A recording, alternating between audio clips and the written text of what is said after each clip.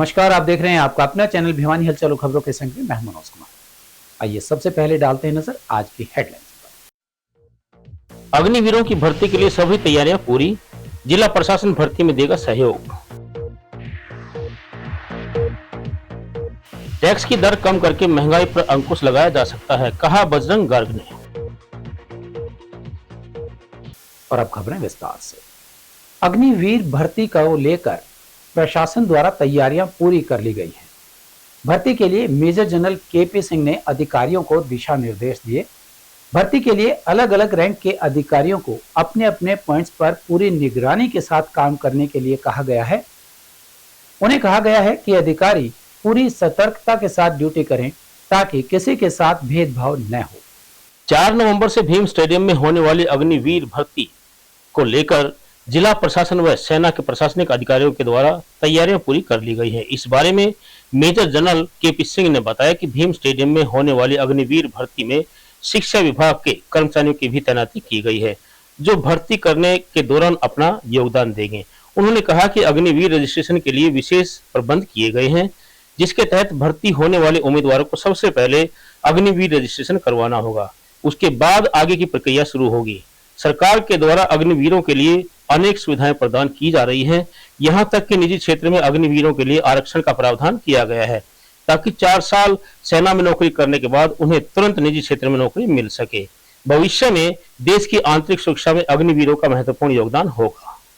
मेरे एयरो के अंडर 4 जिला आता है, रेवाड़ी, भिवानी, महेंद्रगढ़ और चरखी दादरी। तो इन 4 जिलों से 4 तारीख से लेके 14 तारीख तक 6279 उम्मीदवार यहाँ पे ग्राउंड पे आएंगे अपने भर्ती रैली में भाग लेने के लिए। ये लोग पहले से एग्जामिनेशन पास हो चुके हैं और हमने इनका टीम वाइज बनाया हुआ है। पहले दिन 600 लोग आएंगे, सेकेंड डे 700 लोग आएंगे, ऐसे करके अगले 10-12 दिन में हम 6000 लोगों का टेस्ट लेंगे। तो यहाँ पे क्या क्या टेस्ट होंगे उसके बारे में आपको संक्षिप्त बताता हूँ। सबसे पहले हम कराएंगे इनका फिजिकल फिटनेस टेस्ट, जिसमें उनको 1 माइल यानी कि 1600 मीटर का दौड़ लगाना है। दौड़ का टाइमिंग होगी 5 मिनट 30 सेकेंड। अगर आएंगे तो उनको पूरा अंक मिलेगा 60। 5 मिनट 30 सेकेंड से लेके 5 मिनट 45 सेकेंड के बीच में जो आएंगे उनको अंक मिलेगा 48 मार्क्स मिलेगी। जो उनके नीचे आएंगे उनको फेल माना जाएगा।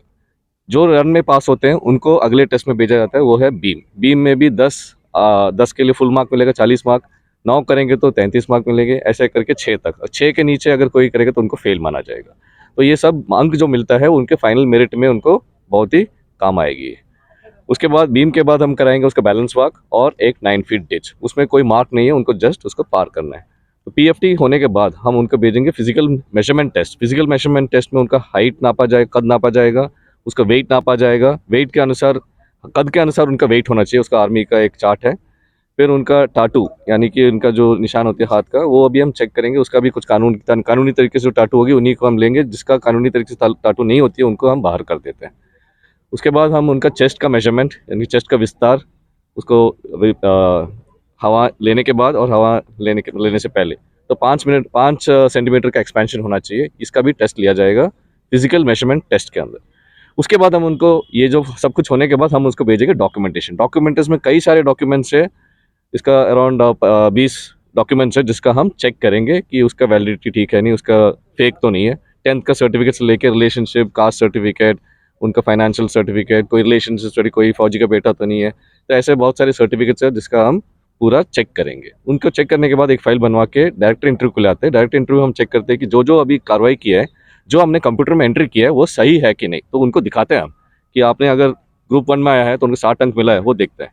जैसे बोलते हैं हाँ मेरा सब ठीक है, तो उसके बाद मैं लॉक कर देता हूँ। मैं लॉक होने के बाद कोई भी उसको छेड़ नहीं सकता। हरियाणा प्रदेश व्यापार मंडल के प्रांतीय अध्यक्ष व हरियाणा कॉन्फेड के पूर्व चेयरमैन बजरंग गर्ग ने कहा कि सरकार को व्यापार व उद्योगों को बढ़ावा देने के लिए ज्यादा से ज्यादा सुविधा देनी चाहिए, जबकि केंद्र सरकार द्वारा देश व प्रदेश में जीएसटी के तहत अनाप शनाप टैक्सों में बढ़ोतरी करने से लगातार व्यापार पिछड़ता ही जा रहा है। जब से देश आजाद हुआ है तब से अब तक कपड़ा, चीनी, दूध, दही, लस्सी, खाद आदि पर कभी टैक्स नहीं था, लेकिन केंद्र सरकार ने कपड़ा, चीनी, दूध, दही पर 5% जीएसटी लगाकर महंगाई बढ़ाने का काम किया है।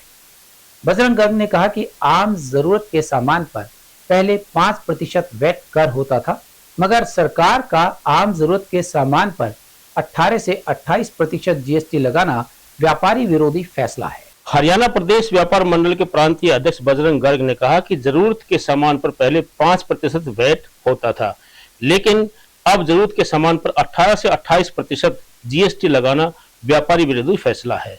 सरकार को व्यापार व उद्योगों को बढ़ावा देने के लिए टैक्सों की दरें कम करनी चाहिए। उन्होंने कहा कि कोई भी सरकार अपने दम पर बेरोजगारी खत्म नहीं कर सकती, जबकि देश व प्रदेश में प्राइवेट सेक्टर के माध्यम से करोड़ों लोगों को रोजगार मिल रहा है। इस अवसर पर पवन बुआनीवाला ने 10 नवंबर को अग्रवा धाम में होने जा रहे वार्षिक विशाल मेले के कार्यक्रम के बारे में बताया। और तीसरा अग्रवा धाम में 10 नवंबर का हमारा एक विशाल वार्षिक मेला लगेगा।